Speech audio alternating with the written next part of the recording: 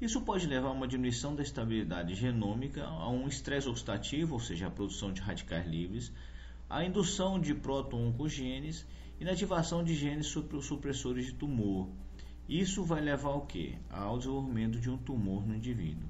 E realmente vários metais pesados ou metais tóxicos, eles têm sido associados a várias lesões, a várias doenças, algumas delas câncer, como por exemplo o cromo, que é muito associado a câncer, o arsênio também é associado a câncer, assim como o cádmio também.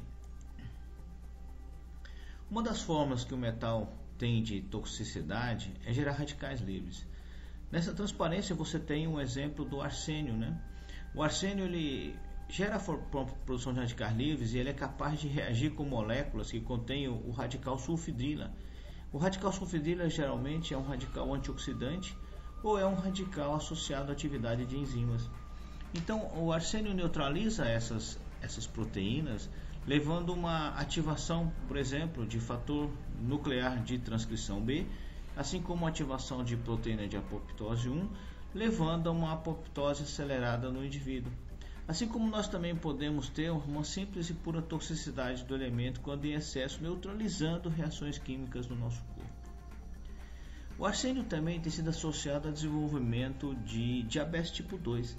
Nós temos aqui na tela a fisiopatologia do arsênio e ele aparece lesar diretamente as células beta das ilhotas de Langerhans do pâncreas, né?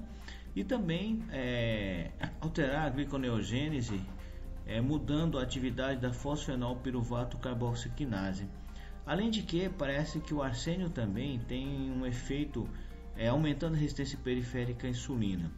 Estudos em populações que vivem em solos ricos em arsênio mostram que essa população tem em média uma pressão arterial mais elevada e quando eles são afastados da área, a pressão volta a cair.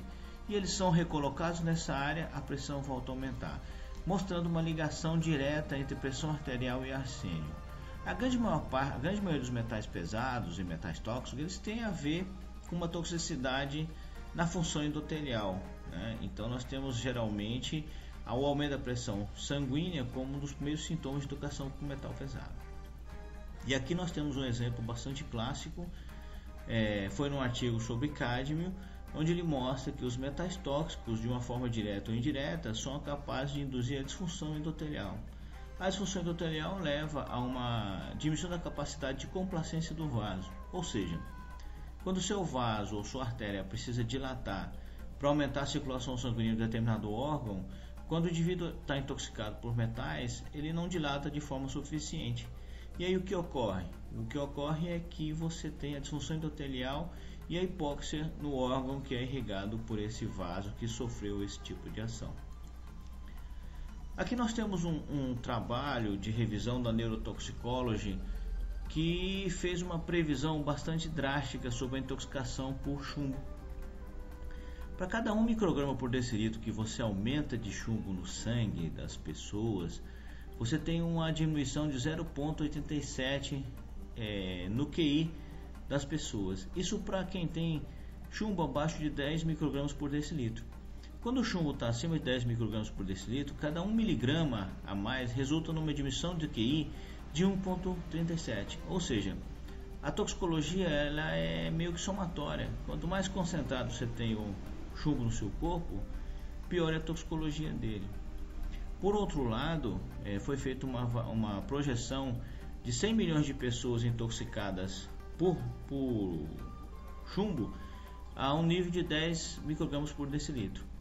Vocês podem ver no quadrado de cima uma curva gaussiana, onde o QI médio das pessoas seria em torno de 100. Numa população não intoxicada, você teria 6 milhões de indivíduos mentalmente retardados e 6 milhões de gênios.